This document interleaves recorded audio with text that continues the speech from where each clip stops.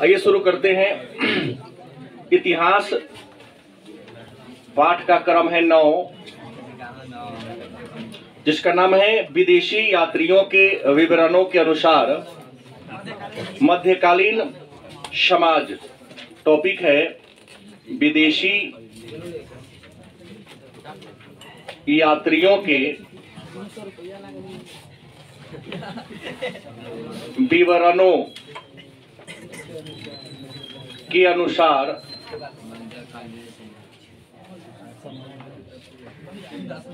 मध्यकालीन भारतीय समाज। विदेशी यात्री दूसरे देश के लोग जब घूमने के दृष्टिकोण से हमारे देश को जानने के उद्देश्य से हमारे देश की यात्रा पर आते हैं तो उसको हम विदेशी यात्री कहते हैं। अब है कि यात्रा कई प्रकार के हो सकते हैं, लेकिन आप पर्यटक तब कहलाते हैं जब आपका पर्यटन माने भ्रमण का उद्देश्य केवल और केवल मनोरंजन होता है। जैसे आप लोग विद्यालय के तरफ से कहीं ना कहीं घूमने जरूर गए होंगे, तो वो आपका पर्यटन कहलाएगा, क्योंकि उसका उद्देश्य होता है क्षेत्र भ्रमण का उद्देश्य होता है क्षेत्र के बारे में जानकारी उपलब्ध कराना और जानकारी के साथ साथ थोड़ा सा बच्चों को मनोरंजन भी करा देना। तो एक बात है कि हम लोग शुरू से ही जानते हैं कि हमारा जो भारत है सोने की चिड़िया के नाम से प्रसिद्ध है, और भारत में घूमने वाले जगह की स्थान की कमी नहीं है। गलत कि सही? आप दक्षिण भारत में चले जाओ तो ऐसे ऐसे स्थापत्य देखने को मिलेगा जो शायद आपको अजूबा दिखाई देगा। शाहजहां के द्वारा बनवाया गया ताजमहल वह भी अजूबा ही है, और आज से लगभग 2500 साल पहले चंद्रगुप्त द्वितीय विक्रमादित्य के द्वारा बनाया गया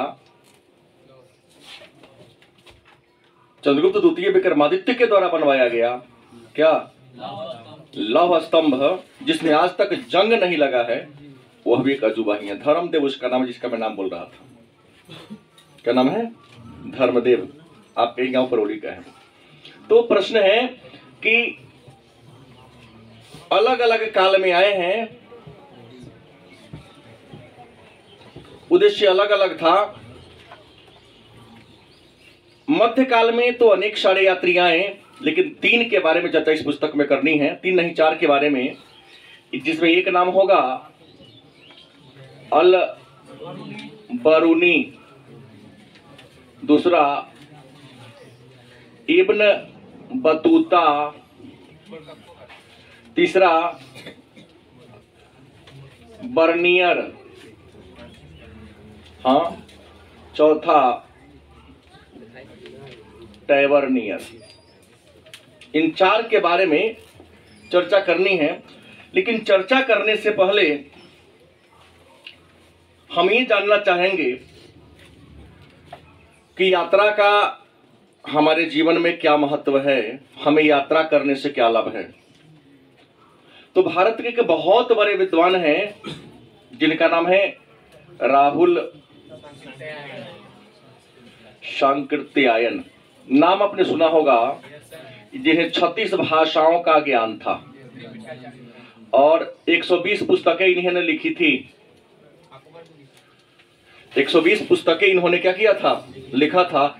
इन्हें त्रिपिटकाचार्य भी कहा जाता है। त्रिपिटकाचार्य का मतलब क्या होता है? जिसे तीनों पिटक का ज्ञान हो। पिटक बौद्ध धर्म की पुस्तक है, शुद्ध पिटक, विनय पिटक और अभिधम पिटक। वह व्यक्ति जिसे तीनों पिटक का ज्ञान हो, नॉलेज हो, उस व्यक्ति को त्रिपिटकाचार्य कहा जाता है। और इन्हें त्रिपिटकाचार्य की उपाधि श्रीलंका का एक शिक्षा का केंद्र है, विद्यालंका विहार, उसके द्वारा ही इसे त्रिपिटकाचार्य की उपाधि दी गई थी। इन्होंने घूमने फिरने का इन्हें बड़ा शौक था। विश्व के कई देशों का इन्होंने क्या किया था, यात्रा किया था। और घूमने फिरने का हमारे जीवन में क्या महत्व है, इस पर इन्होंने 2 पुस्तक लिखी थी। एक का नाम था घुमक्कर शास्त्र और दूसरा लिखा था घुमक्करी स्वामी। घुमक्कर शास्त्र और घुमक्करी स्वामी 120 पुस्तकों में इनके द्वारा लिखा गया प्रमुख पुस्तक है। यह हमेशा एक दोहा याद रखते थे इस्माइल मेरठी का। इस्माइल मेरठी एक बहुत बड़े शायर थे। उनका दोहा ये हमेशा घूमने फिरने के क्रम में लोगों को चलो ना घूमने, थोड़ा घूम के आते, कहते थे कि सैर कर दुनिया की गाफिल, जिंदगानी फिर कहाँ, जिंदगानी कर रही तो नौजवानी फिर कहाँ। मैंने दुनिया में अगर आए हो तो थोड़ा सा सैर भी करो, घूमो। ये जो मैं शब्द बोल रहा हूं मेरा नहीं है। इस्माइल मेरठी बहुत बड़े शायर थे मध्यकालीन भारत के। कि लोग कहता है चलो ना अभी मेहनत करने का समय है, यंग है, थोड़ा कमा लेते हैं, पैसा इकट्ठा कर लेंगे, बाद में घूमने चलेंगे। तो गांव में, हमारे गांव में देहात में बुजुर्ग लोग कहानी कहते हैं कि लोकोक्ति लोगों के द्वारा कही गई उक्ति को लोकोक्ति कहते हैं। कि बूढ़ भय ठाठ भारी अब काला दब हो व्यापारी। जो करना है इसी अवस्था में कर लो, चाहे दान पुण्य करना हो, खूब मेहनत करना हो, या कहीं घूमना हो। बुढ़ापा में तो अपना बॉडी संभाले नहीं होता तो घूमेगा क्या। खा कहीं हम किसी पहाड़ पर घूमना हो जाएगा, ढूल के चलेगा नीचा क्या। और जो ज्ञान भ्रमण करने से होता है, जो ज्ञान, जो नॉलेज भ्रमण करने से होता है, वह नॉलेज पुस्तक को पढ़ने से नहीं होता है। ऐसा विद्वानों का कहना है और मैंने अपने लाइफ में ऐसा अनुभव किया भी है। जैसे अगर हमको माउंटेन पढ़ाना हो, ओशन पढ़ाना हो, प्लेन पढ़ाना हो, या रिवर के बारे में पढ़ाना हो, तो वहां पर ले जाके, माउंटेन पर ले जाकर आपको पढ़ाया जाए, गलत कि सही। जैसे अब तो वहां ले जाना संभव है नहीं, तो है क्या, अब स्मार्ट क्लास बन गया है जहां सब्जी डाटा, जैसे खान सर जो पढ़ाते हैं सब्जी डाटा फिट रहता है। पहाड़ पर सीधे पहाड़ लाके दिखा देते, जूम करते हैं, देखिए जौर भेलो, इसको पहाड़ का पाद कहते, ये शीर्ष हो गया, जो लग रहा है इसको घाटी। बच्चा देखकर बात को बड़ी आसानी से समझ जाता है। तो मेरा ये कहना है कि घूमने फिरने के बारे में इन्होंने बहुत ज्यादा लिखा। और भारत के महान घुमक्कर राहुल शंकरतैन को कहा जाता है। घुमक्कर शास्त्र, घुमक्करी स्वामी, इनके द्वारा लिखा गया बहुत पुस्तक है। भारत सोने की चिड़िया थी, हमें पढ़ना इन 4 के बारे में है। लेकिन थोड़ा सा बता दूं कि भारत में अलग अलग समय में अलग अलग लोग आए, लेकिन इस क्रम में आने वाले में कुछ यात्री बनकर आए, तो कुछ राजदूत बनकर आए, तो कुछ लुटेरा बनकर आए, कुछ व्यापारी भी आए। गलत कि सही? आया इसी रूप में आया। गलत कि सही? भारत में जो भी विदेशी आए हैं, या तो यात्री बनकर आए हैं, घूमने आए हैं। गलत कि सही?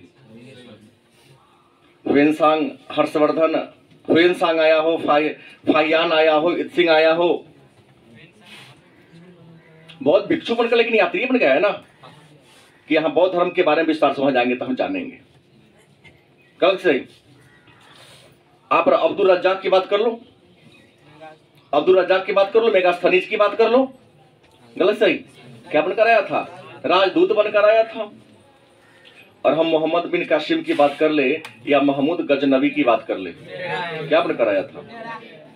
महमूद गजनबी जब 997 ईस्वी में उनका राज्यारोहण हुआ, और जब उन्हें खिल्लत की प्राप्त उपाधि मिली, बगदाद के खलीफा ने उन्हें खिल्लत दिया, तो उन्होंने प्रण किया था कि मैं इस्लाम साम्राज्य को विस्तार करूंगा और इस्लाम में जो गरीब है उसे मैं दूर कर दूंगा।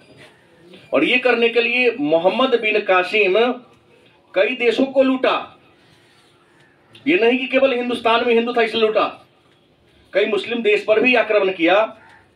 उसमें इंडिया पर भी 1001 ईस्वी से लेकर 1017 ईस्वी तक उन्होंने 27 ईस्वी तक उन्होंने 17 बार अटैक किया था। महमूद बिन कासिम की बात कर लें, हम एक नाम देता हूं, मोहम्मद, सॉरी हाँ ठीक लिखा, मोहम्मद गजनी, बार बार गलती हो जा रहा है, महमूद, रियल नाम था इनका महमूद, और अफगानिस्तान के छोटा सा राजा गजनी के राजा थे, इसलिए इसका नाम पड़ेगा महमूद, हाँ गजनवी, गजनवी का नाम पड़ा। गजनवी अफगानिस्तान में पड़ता है। 1001 ईस्वी से 1027 ईस्वी तक इन्होंने कुल 17 बार आक्रमण किया। क्या जी? और इस आक्रमणों में जो सबसे भयानक आक्रमण था वो 1025 ईस्वी में सोमनाथ मंदिर पर था। कौन मंदिर? सोमनाथ मंदिर भगवान शिव का मंदिर है, जो गुजरात के सौराष्ट्र प्रांत में है। लिखा एक मंत्र में, सौराष्ट्रे सोमनाथम च श्रीशैले मल्लिकार्जुनम। सोमनाथ मंदिर भगवान शिव के मंदिर है और उस समय का सबसे धनी मंदिर था। मंदिर पर आक्रमण 2 कारणों से करता था कि मंदिर में बहुत सारे लोग थे, राजनीति का केंद्र था, और मंदिर में लोग चढ़ावा बहुत चढ़ाते थे। वहां जाकर एक बार बहुत पैसा हमको मिल जाएगा, तो धन प्राप्ति के उद्देश्य से यहां पर अटैक किया। साधु संतों ने तह खाने का नहीं बताया, तो 50,000 संतों की, ब्राह्मणों की हत्या इसने किया था। यहां जब संसाधन ले जाने लगा, कहता है कि जितना लाया सिपाही सबका खच्चर, सोना चांदी के बाद छोड़ो, कम से कम हीरा जवाहरात सब चीज लूट के ले गया। 40 मन सोना तो लूट के उस मंदिर से ले गया था। सोना चांदी तो हिसाबे नहीं छोड़ो, जितना सब उठा सकता था सिपाही सब उठा के ले गया। क्या क्या ले गया? घर है, इसको भी लूटा था। तो क्या करोगे, चोरवा के चोरवा लूट भी करता है। तो 1025 में इन्होंने सोमनाथ मंदिर पर आक्रमण किया। कई बार बीपीएससी में इस प्रश्न को आया है कि महमूद गजनवी सोमनाथ मंदिर पर अटैक किया था। क्या पता आप सभी कहीं पूछे, क्योंकि आपके पाठ्यक्रम में थोड़ा सा इसका नाम का आया, उल्लेख आया है। और इसी महमूद गजनवी के साथ भारत की खोज नाम से एक पुस्तक लिखने वाले, नहीं, तहकीक हिंद या किताबुल हिंद की रचना करने वाले महमूद अल-बरनी इंडिया आया था। गलत सही? तो कुछ लुटेरा के रूप में आए थे। और एक आधो और मैं छोड़ दिया, साम्राज्य विस्तार। गलती की सही? हम इसका नाम सिकंदर का ले सकते हैं। गलत सही? व्यापारी बन के जफरनाओ नुनीज अफनासी निकितिन, जो रूस का था, घोड़े का व्यापारी था, तो व्यापारी के रूप में आया था। और भी कई आए थे। और साम्राज्य विस्तार के उद्देश्य से सिकंदर आया था, क्योंकि सिकंदर तो विश्व को जीत कर अपने साम्राज्य में मिलाना चाहता था। तो ऐसे यात्री आए। तो मन में प्रश्न होगा, ये जो विदेशियों का इंडिया में आगमन हुआ, तो सबसे पहले आपके मन में एक प्रश्न होगा, सबसे पहले कौन और सबसे बाद में कौन? गलत कि सही? तो अगर सबसे हम क्रम की बात कर दे आपके सामने, तो सबसे पहले अगर ईरानी कहे तो आपको अतिशयोक्ति नहीं होनी चाहिए कि सबसे पहले ईरानियों का इंडिया पर आक्रमण हुआ था प्राचीन काल में। राइट? हाखामनी वंश के संस्थापकों ने, शासकों ने इंडिया पर अटैक किया था, पंजाब सिंध तक को क्षेत्र को जीत लिया था। ईरानी के बाद यूनानी आया था। यूनानियों में सबसे पहले सिकंदर का हुआ था, सिकंदर के बाद अब डेमेट्रियस आया, लेकिन हम दोनों को जोड़ के यूनानी कह सकते हैं। यूनानी के बाद हम कह दे पहलव, शक, कुषाण, विदेशी था। उसके बाद चीन का आया था। जरूरी नहीं कि आक्रमण ही उद्देश्य हो, विदेशी की बात मैं बोल रहा हूं। हाँ, तो चीन पहले आ गया। चीन के बाद तब हुन आया। हुन आया स्कंदगुप्त के शासन काल में। चीन का तो आया था फाहियान चंद्रगुप्त द्वितीय विक्रमादित्य के दरबार में 399 ईस्वी में और 414 में चला गया। तो पहले चीन होगा फिर हुन होगा, गलत कि सही? अच्छा, अगर इसके बाद की हम बात कर लें, इसके बाद की हम बात कर लें तो इसके बाद में हम ले सकते हैं, हाँ पुर्तगाली ले सकते हैं, लेकिन हम पढ़ा रहा हूं आपको मध्यकालीन भारत, इसको भी लिखने की कोई जरूरत नहीं है क्या? नहीं लिखाना तो पड़ेगा ही, पुर्तगाली मध्यकालीन है। मध्यकाल आप ले सकते हैं 1206 ईस्वी से लेकर, मतलब दिल्ली सल्तनत से लेकर पूरे मुगल काल तक, औरंगजेब तक मध्यकाल है। 1206 में गुलाम वंश की स्थापना हुई, गुलाम वंश से लेकर औरंगजेब के मृत्यु तक का जो काल है वह मध्यकालीन भारत है। हाँ, तो पुर्तगाली मध्यकाल में आया। पुर्तगाल के बाद आपका इंग्लैंड आया, क्या जी? फ्रांस भी आया, हाँ, इटली का यात्री भी आया, रूस का यात्री भी आया, क्या जी? तो मध्यकाल में, प्राचीन काल से लेकर मध्यकाल तक अनेक देशों के लोग इंडिया में आए, लेकिन याद है कि जो राजदूत के रूप बनकर आया था वह राज दरबार के शान शौकत को लिखा। गलती नहीं, किससे बोल रहा हूं ना? देखो, अगर हर बार मैं बोलता हूं कि मैं बुरा हूं इसलिए क्योंकि आप खुद बुरा हैं। गोस्वामी तुलसीदास ने एक जगह लिखा है रामायण में कि जाकी रही भावना जैसी प्रभु मूरत मिलही तिन तैसी। तुम्हारी सोच अपनी जैसी होगी, सामने वाले के मन में तुम्हारा विचार भी वैसा ही होगा। अच्छा व्यक्ति को सब अच्छा दिखाई देता है और बुरा व्यक्ति को सब बुरा ही दिखाई देता है। गलत कि सही? मैं अच्छा नहीं हूं, तुम अच्छा यदि मुझे समझ रहे हो तो इसके पीछे रीजन है कि तुम ही अच्छा हो। तुम गलत होते तो हमको किस नजर से देखते कि सौरज किशन के चोरबे होते कि वो बेईमाने होंगे। गलत नहीं बोल रहा हूं, क्योंकि चोर को सब चोर दिखाई देता है। हम तो यहाँ जाते तो मोबाइल कई घंटा ही रह जानते, मेरे बच्चा जहाँ बजबो छूबो नहीं करेगा कौन। गलत सही?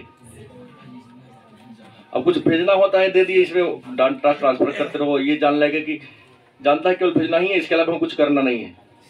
तुम्हारा मोबाइल, मेरा मोबाइल निजी है, इसमें मैं क्या रखा हूं हमारी बात है ना।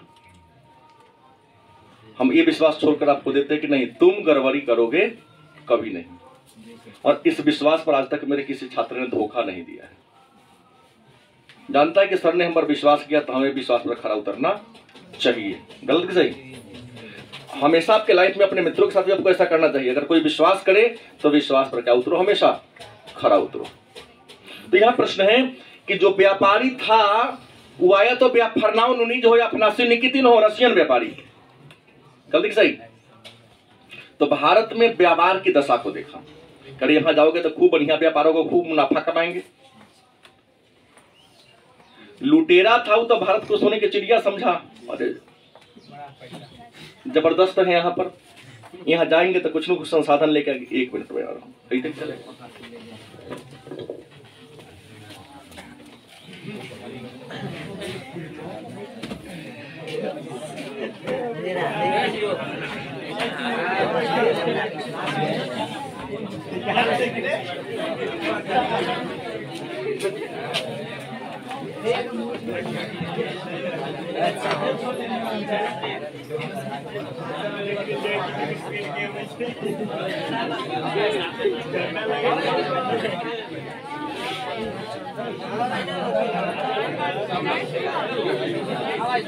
हल्ला नहीं, हल्ला क्या हो गया?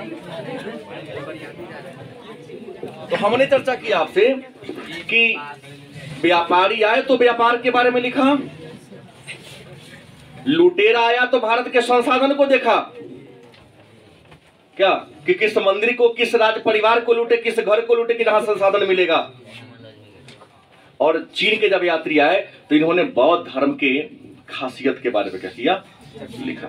मतलब जो जैसा था आया उसी प्रकृति के बारे में क्या किया, लिखा। इन मध्यकालीन यात्रियों में अगर सबसे कोई महान यात्री अगर नाम आपके सामने कहे पूछने के लिए, तो आप उसका नाम देंगे मार्को पोलो। नाम किसका देंगे? इन यात्रियों में अगर सबसे कोई बड़ा था, कौन था? Marco Polo. इसके बारे में हमने क्लास 11 में चर्चा किया है।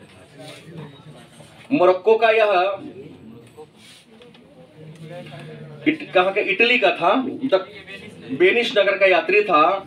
हालांकि भारत लास्ट में या पांड्य देश में गया था। चीन पहुंचा, कुबलय खान के दरबार में कहा। इनकी विद्वता से खुश होकर कुबलय खान ने अपने एक प्रांत का गवर्नर बना दिया था। 17 वर्षों तक इन्होंने गवर्नर के पद पर क्या किया, रहा। और इन्होंने जो भ्रमण किया, घुमा फिरा, उसके बारे में एक पुस्तक लिखा, मार्को पोलो की यात्राएं।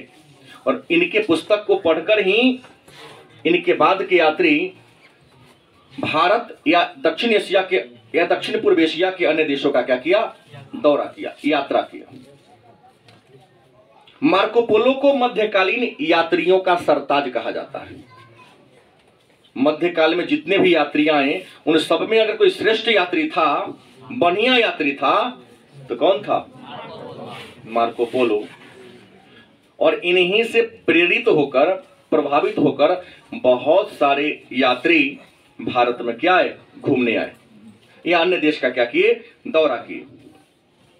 मुगल काल में पुर्तगाली आए, अंग्रेज आए, डच आए, लेकिन सबसे ज्यादा अंग्रेज अगर किसी के दरबार में आया तो वह था जहांगीर के काल दरबार में। सबसे पहले अंग्रेज अकबर के काल में आया। किसके काल में?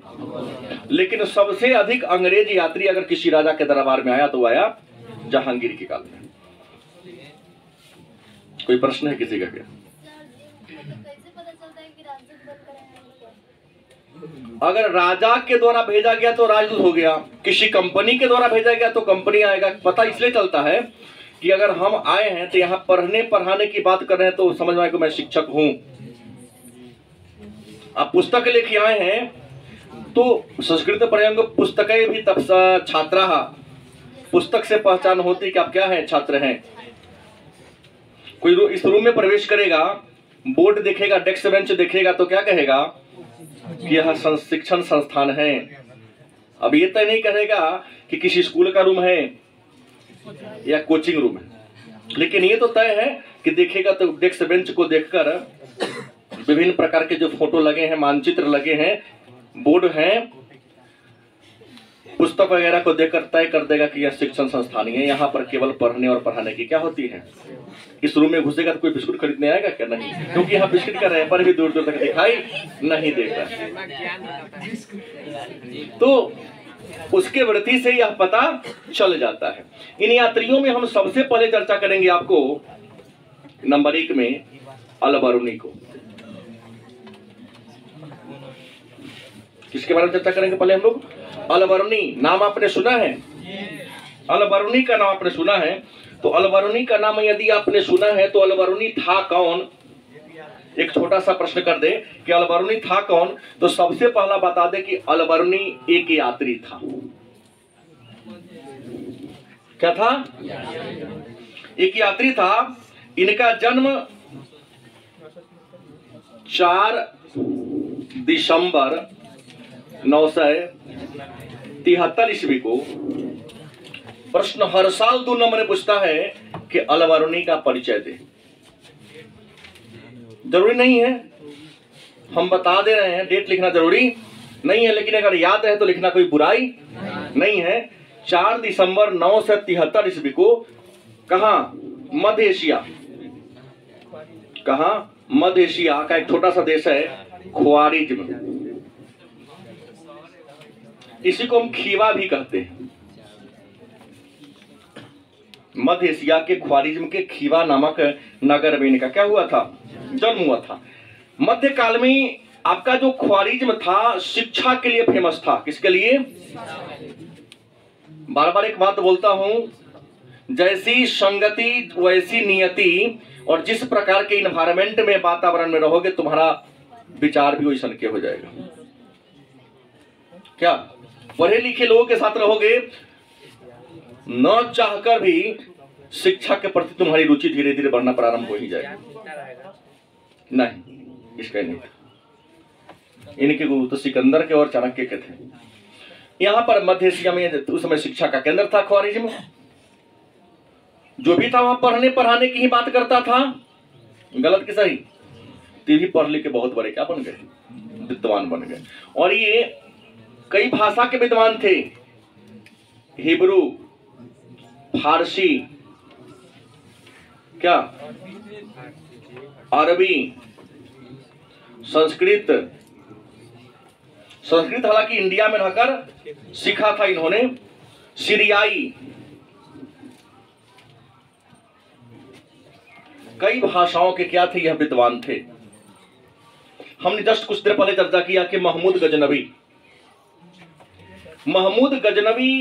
1017 ईस्वी में ख्वारिज्म पर आक्रमण किया था। कहां?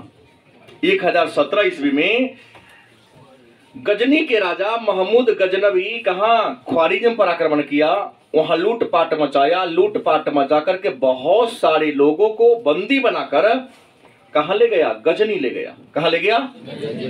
राजा पहले किसी राज्य को जीतते थे तो वहां के लोगों को गुलाम बनाकर ले आते थे, गुलाम के तरह उनसे काम करवाते थे। उस गुलाम बनाए गए लोगों में कौन था? अलबरूनी भी शामिल था। लेकिन अपनी योग्यता से अलबरूनी अपनी योग्यता से महमूद गजनवी को क्या कर दिया? प्रभावित कर दिया। और प्रभावित कर दिया तो उन्हें गुलामी के बंधन से क्या कर दिया?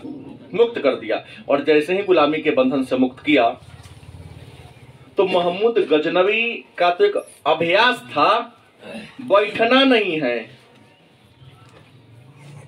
महमूद गजनवी बैठते नहीं थे, युद्ध कर क्या थोड़ा रेस्ट लिए फिर किसी पर अटैक कर रही हैं। तो 1024-25 में पुनः महमूद गजनवी इंडिया पर आक्रमण किए। तो इसी महमूद गजनवी के साथ 1024 में अलबरूनी कहां आया था? भारत आया था। ये प्रश्न कई बार पूछा गया है, अलबरूनी भारत किसके साथ आया? महमूद गजनवी के साथ आया। कब आया? 1024 में आया था। 1017 में कहां गया? गजनी गया, उसके साथ यहां पर आया। और यहां पर आया तो यहां पर घूमा, भ्रमण किया और भारत के बारे में, भारत के सभ्यता, संस्कृति, रीति रिवाज, परंपरा, शासन व्यवस्था के बारे में, सामाजिक, आर्थिक, राजनीतिक व्यवस्था के बारे में, रीति रिवाज, धर्म, त्योहार के बारे में, ग्रह नक्षत्र के बारे में एक किताब लिख दिया। उस किताब का नाम है तहकीक ए हिंद। इसी का अन्य नाम है किताब उल हिंद। अरबी भाषा में लिखा था। यही प्रश्न कई बार पूछा गया है कि तहकीक हिंद के लेखक कौन है? अलबरूनी। और तहकीक हिंद के लेखक कौन है? भाषा क्या है? 80 अध्याय इस पुस्तक में। कितने अध्याय हैं? 80 अध्याय इस पुस्तक में। मन में एक प्रश्न होगा कि अलबरूनी के द्वारा लिखा गया जो किताब उल हिंद है, तो 2 नंबर का प्रश्न आपसे डाल सकता है कि तहकीक हिंद या किताब उल हिंद पर परिचय दे। बड़ी आसान है कि तहकीक ए हिंद या किताब उल हिंद अलबरूनी के द्वारा लिखा गया एक पुस्तक है, अरबी भाषा में लिखा गया एक पुस्तक। इस पुस्तक में मध्यकालीन भारतीय समाज, शासन व्यवस्था और रीति रिवाज के बारे में जानकारी मिलती है। इस पुस्तक में 80 अध्याय है। कितना अध्याय है? कुछ लिखना है तो और इसमें लिख सकते हैं।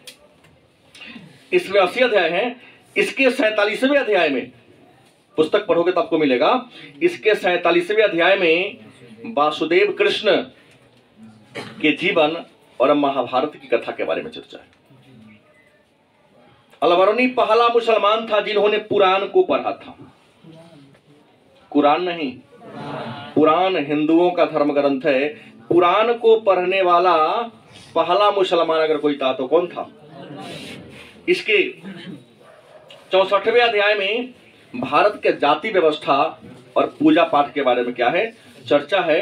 इसके 69वें अध्याय में, 69वें अध्याय में भारत में ब्राह्मणों की स्थिति के बारे में क्या है, उल्लेख है। तो 2 नंबर का प्रश्न है, 4-5 लाइन 6 लाइन लिख दोगे तो आपको क्या हो जाएगा, 2 अंक मिल जाएगा।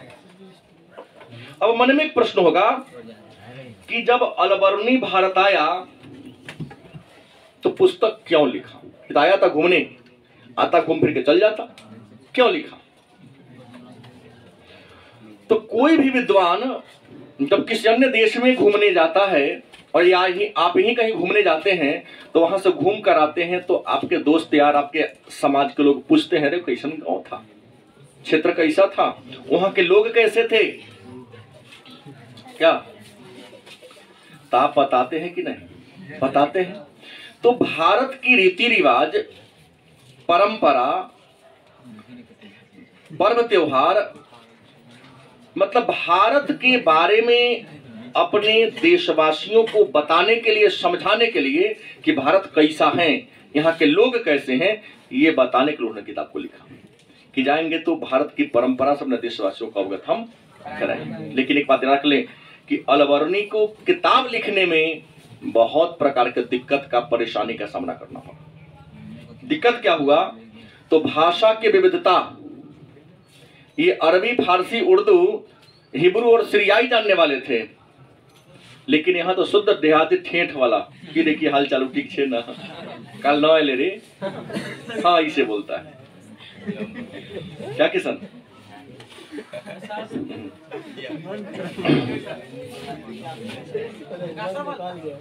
अलग अलग बात। मिथिला में जाओगे तो मैथिली, पश्चिम में चंपारण में जाओगे तो भोजपुरी, और हम लोग तो बज्जी का खिचड़ी है, हम लोग न शुद्ध मैथिली है न भोजपुरी है, मैथिली भोजपुरी को मिला दिया, बन गया खिचड़ी, माने बज्जी का बन गया। गलत नहीं बोल रहा हूँ, हम लोग मिला जुला बोलते हैं, कोई स्पष्ट भाषा हम लोग की कोई नहीं है ना। तो विविधता, ये दिक्कत हुआ। दूसरा, धार्मिक पक्षपात। भारत के लोग विदेशी को मलेच्छ कहता था, अछूत कहता था, अपना बगलों में खड़ा होने नहीं देता था। जब बगल में खड़ा नहीं होने देगा तो भला तुमसे बात कर पाएगा क्या? जब बात नहीं करेगा तो रीति रिवाज को कैसे जानेगा, और नहीं जानेगा तो लिखेगा क्या? तो धार्मिक पक्षपात भी। तीसरा दिक्कत इनको यह हुआ कि आचार विचार अंतर था। हम भारतीयों के रहन सहन, खाने पीने, उठने बैठने का तौर तरीका क्या था, अलग था। और मध्य एशिया वाला था, उसका खाने पीने, उठने बैठने का तौर तरीका क्या था। भाई दोस्ती तब न होती है जब विचारधाराएं मिलती हैं, न केला होगा। इसलिए चोरबा का चोरबा से दोस्ती हो जाता है, और परहुआ के परवने वाला से दोस्ती हो जाता है। सही बोल रहा हूँ। घुमक्कर को घुमक्कर से दोस्ती होता है, गपेड़ी को गपेड़ी से दोस्ती होती है, और पढ़ने वाले का मित्र पढ़ने वाला ही होता है। आपने कभी देखा है कि जो इंसान कुछ नहीं खाता, एक शिखर खाने वाला दोस्त मित्रता उसकी होगी, कभी नहीं रहबो करेगा तो पानी में टूट जाएगा। सही बोला। कुछ दिन ही वह मित्रता चलेगी, जब तक विचार नहीं मिलेगी मित्रता रूप रिश्ता आगे नहीं बढ़ेगा। तो प्रश्न है, आचार विचार ऐसा के बात है, तुम्हारा ब्रेन ही कितना है अभी, जो मैं बोलता वही सत्य है। प्रश्न है कि आचार विचार रीति रिवाज अलग था, इस कारण भी लिखने में दिक्कत हुआ। महमूद गजनवी के भारत आक्रमण आया था, किसके साथ? महमूद गजनवी के साथ। महमूद गजनवी क्या था? लुटेरा। क्या था? एक बार गारंटी है, तुम कितना ही बुरा क्यों नहीं हो, मैं ये नहीं कहता मैं बहुत अच्छा हूं, लेकिन 10 दिन मेरे साथ घूमो तो सब कहेगा वो जिया रहा है। छवि थोड़ी सी, हमारी छवि 99% गलत हो सकता है, लेकिन 1% छवि हमारी समाज में थोड़ी सी, हाँ उबार हो गया नहीं, अपने तय कर लिया। मेरा ये कहना है कि महमूद गजनवी के साथ आया था। महमूद गजनवी लुटेरा था, ध्यान देंगे, महमूद गजनवी क्या था? लुटेरा था। तो लोग सोचा कि लुटेरा के जोड़े आल तो लुटेरे में न होते ही हो, दूरा में बैठे का कुर्सी ले चल जाएगा। हाँ बोलिए। शिक्षक और शिक्षक में एंटी रहता नहीं है। बच्चे को बेवकूफ बनाने के लिए, गलतफहमी पैदा करने के लिए अपने आप को सिद्ध करता है कि मैं ही बड़ा हूं। वो पढ़ा, गलती पढ़ा दिया वो, ना बुझे बात। विद्वान में कभी एकता नहीं होता है, लेकिन वो गलत फहमी वही पैदा करते हैं जो स्वयं अनमैच्योर्ड होते हैं। कभी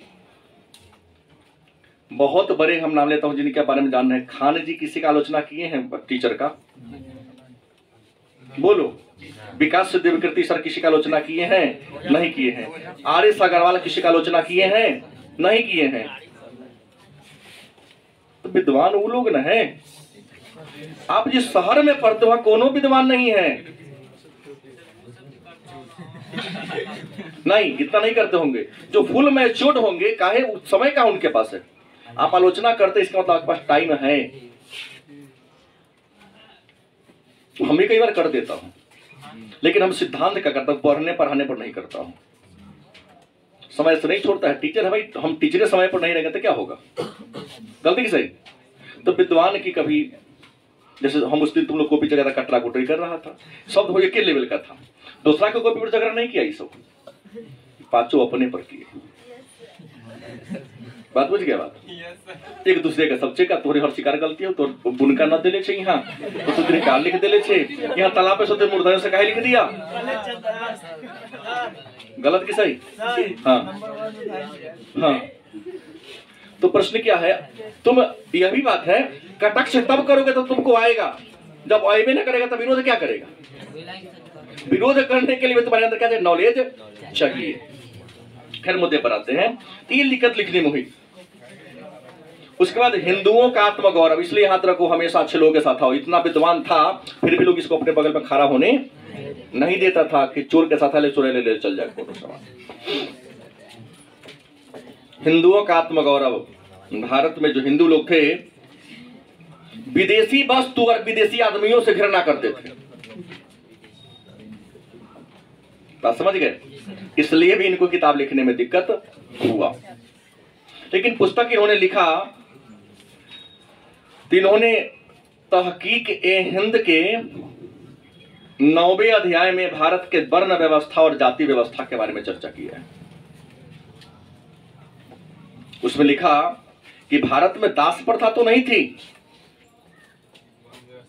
जाति व्यवस्था तो नहीं थी, लेकिन भारत में वर्ण व्यवस्था थी। इसने लिखा वर्ण 4 थे, ब्राह्मण, क्षत्रिय, वैश्य और शूद्र। और लिखा कि ब्राह्मणों की उत्पत्ति परम पुरुष या ब्रह्मा के मुख से, क्षत्रिय का बाहु से, वैश्य का जंघा से और शूद्र का पैर से हुआ। लेकिन कहा इन 4 वर्णों के अलावे भी कुछ जातियां थी जिसको सामाजिक मान्यता प्राप्त नहीं था। जैसे चांडाल की बात करते हैं, कहा कि लड़की अगर ब्राह्मण जाति को हो गया, लड़का हो गया शूद्र जाति का, अब बिना शादी विवाह के दोनों ने अगर संतान पैदा कर दिया तो वो जो बच्चा पैदा होगा वो होगा चांडाल कहलाएगा। लोग उसको समाज में एक्सेप्ट नहीं करेंगे। एक तो वर्ण व्यवस्था में बहुत आगे पीछे है, दूसरा आप विदाउट मैरिज पति पत्नी के रूप में एक संतान को पैदा कर दिया तो आपका जो बच्चा होगा वो क्या कहलाएगा? चंडाल। ऐसी व्यवस्था के बारे में उन्होंने चर्चा किया। लेकिन एक बात था, वर्णी सब चीज लिखा, लेकिन भारत के दर्शन के बारे में लिखा कि भारत के दर्शन 6 दर्शन है ना, इन दर्शन को खूब पढ़ा और उसके विशेषताओं को आत्मसात किया। और भारत के कई शहरों का भी इन्होंने क्या किया? दौरा किया, किलाओं का दौरा किया। इनकी मृत्यु आपको 1048 में हो गई थी। कब हो गई? 1048 में इनकी मृत्यु हो गई। इनके जाने के बाद मध्यकाल में एक और यात्री आए थे, नाम आप लोग जानवे करते ही हैं, इब्न बतूता। देखो रियल में नाम इनका इब्न बतूता नहीं था, इनका वास्तविक नाम था अबू अब्दुल्लाह मोहम्मद बिन इब्न बतूता। अबू अब्दुल्लाह मोहम्मद बिन इब्न बतूता, इनके खानदान का नाम, कुल का नाम था इब्न बतूता। तो अपने कुल के नाम पर इन्होंने अपना शॉर्टकट नाम रख लिया इब्न बतूता। 1304 ईस्वी में कहा, मोरक्को में, क्या जी, 1304 ईस्वी में मोरक्को के तंजीर नगर में, कहा, तंजीर नगर में इनका जन्म हुआ था। एक घुमक्कर परिवार में, यायावर परिवार में, खाना बदोश परिवार में। घुमक्कर माने घूमने वाले, यायावर का मतलब ये होता है घूमना। खाना बदोश जो भोजन के तलाश में यत्र तत्र क्या करता हो, भ्रमण करता है। उसी परिवार में इनका क्या हुआ था, जन्म हुआ था। लेकिन एक बात था, इनका ही परिवार बड़ा विद्वान था, बहुत विद्वान, क्योंकि इनके परिवार के, इनके जो पूर्वज थे, कई राजाओं के दरबार में काजी के रूप में काम किया था। हाँ, जगरा शरीर में घुमक्कर का खून दौड़ रहा हो, अब घर से भाग नहीं रहा हो, तो भाग्यशाली की बात कहा जाए कि नहीं तो बर्दाश्त किया। लेकिन जब ये कई साल के हो गए तो लिखता है एक विद्वान कि जैसे पक्षी घोंसला छोड़कर उड़ जाता है, वैसे ही 21 वर्ष की अवस्था में ये अपन घर द्वार छोड़ के विश्व भ्रमण पर क्या हुए, निकल दिए। मतलब 1325 ईस्वी में ये भ्रमण पर निकले। 1325 ईस्वी में कहाँ निकले, भ्रमण पर निकले। चूंकि एक मुसलमान थे तो सबसे पहले कहाँ गए, मक्का मदीना गए। कहाँ गए, मक्का मदीना गए। और मक्का में 15 अगस्त 1331 को कहाँ पहुंचे, मक्का। अपने धर्म का भी नॉलेज लिया वहां रहकर, और मक्का से इन्होंने पूरे विश्व के भ्रमण की योजना बनाई। और वहीं से घूमते घूमते आपको बता दें, 20 मार्च 1334 को कहां पहुंचे, दिल्ली पहुंचे। उस समय दिल्ली में तुगलक वंश का राज शासन था। राजा का नाम था मोहम्मद बिन तुगलक। मतलब मोहम्मद बिन इब्न बतूता दिल्ली आया तो दिल्ली का राजा कौन था, MBT मोहम्मद बिन तुगलक। बड़ा होशियार था, पढ़ा लिखा आदमी था। राजा से मिलने गया तो उनके लिए हाथी, ऊंट खरीद के लेके गया था, गिफ्ट दिया। हालांकि मोहम्मद बिन तुगलक स्वयं बहुत बड़े विद्वान थे, बात समझ गए। दिल्ली के राजाओं में यदि मध्यकाल में सबसे अगर कोई विद्वान हुआ है तो मोहम्मद बिन तुगलक। अलग बात है इनकी सारी योजनाएं असफल हो गई, फेल हो गई, तो लोग इसको आलोचना करते हैं, पागल बादशाह, खूनी बादशाह, नहीं धनवानों का राजकुमार, अलग अलग उपनाम देकर आलोचना करते हैं। लेकिन इनके पदाधिकारी इनको साथ नहीं दिया, इसलिए असफल हो गए, नहीं तो बहुत सफल राजा थे। इन्होंने जो काम किया था, में पढ़ोगे, एक वर्तमान शासक की तरह काम किया था। लेकिन जब कर्मचारी बेईमान हो जाए तो सफलता क्या होती है, नहीं मिलती है। ये दिक्कत है इनके साथ। तो प्रश्न है कि इब्न बतूता इनके काल में आए। इब्न बतूता ने इनका बड़ा सम्मान दिया। लिखते हैं कि अजीज की उपाधि दी। अजीज मतलब होता है प्रिय। और इनकी योग्यता से खुश होकर इन्हें दिल्ली का क्या बना दिया, काजी बना दिया। क्या बना दिया, मतलब इब्न बतूता को मोहम्मद बिन तुगलक क्या बनाया, काजी। काजी मतलब धर्म का प्रधान वाला पद होता है, काजी के पद पर बहाल कर दिया। और काजी के पद पर ही 8 साल रहे। कैसे साल रहे, 8 वर्षों तक काजी के पद पर रहे। इनके पुस्तक का नाम है रेहला। इनके पुस्तक का नाम क्या है, रेहला। क्या नाम है, और रेहला को भी इन्होंने अरबी भाषा में ही लिखा है। पूछा गया प्रश्न है, रेहला के लेखक कौन है, इब्न बतूता। भाषा क्या है, अरबी। इब्न बतूता ने को मोहम्मद बिन तुगलक ने राजदूत बनाकर चीन भी भेजा था। लेकिन वहां गए तो वहां के जो राजा थे अपने दरबार में नहीं थे, तो लौट गया और लौट कर अपने देश चला गया। लिखते हैं विद्वान कि इब्न बतूता अपने जीवन काल में जितना पैदल यात्रा किया उतना संसार के कोनो आदमी 77,000 मील, लगभग 1.5 लाख किलोमीटर पैदल यात्रा इन्होंने किया था, पैदल। अपने देश गए तो इनके राजा ने इनसे प्रश्न किया कि अपने जीवन में चरित जो यात्रा की उसका कुछ फायदा बताओ, तो कहा कि लिखने की समय नहीं है, थक चुका हूं इतना।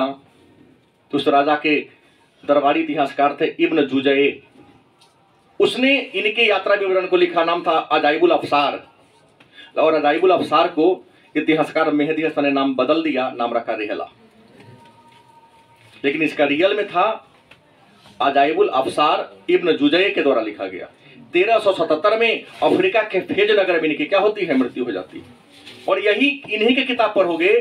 तो लिखता है कि मोहम्मद बिन तुगलक ने षड्यंत्र रचा और अपने बाप गयासुद्दीन तुगलक को दिल्ली के बगल में अफगानपुर नामक जगह है जहां मंच बनाया तो ये मर गया। इन्हीं के जीवन चरित्र में लिखा हुआ है। हाँ, इस पुस्तक में यह पाठ में लिखा गया है। और आपको बता दें कि ये भारत के खेती बाड़ी के बारे में, किसान के बारे में लिखते हैं। कई शहरों की यात्रा भी की। लिखते हैं कि भारत के लोग बड़ा तुनक मिजाज के लोग थे, प्रसन्न हो गए तो जो मांगो दे देगा, कहीं गरमा गए हम मान सामान पर ले लिए तो प्राण लेने से भी पीछे हटने वाले। और कहें कि भारत के लोग खेती बाड़ी करते हैं, आश्चर्य हैं, हम तो सब फल को समझे जहां से चावल धान गेहूं हो रहा है, लेकिन इंडिया के लोग कुछ ऐसा भी फल की खेती कर जहां से खाली कोई फल फूल हो भी नहीं करता है, पत्ते उपजता है, जैसे पान। मोरक्को में पान की खेती नहीं होता है। एक कहा तो वहां के राजा ने पूछा पान कैसन होता है, तो कहा कि अंगूर के लता जैसा होता है, वैसा के लता होता है, बस उसमें फल नहीं होता है। और जायफल के सामान्य को फल होता है, उस पत्ता में मोड़ के रख लेता है, चिबाता है। पान के बारे में कहा और कहा कि भारत में जब हम फल देखे वो समझो स्वर्ग से आया हुआ है। ऊपर से लगेगा देखने में, कहा थी सूखल लकड़ी है। नारियल के बारे में कहा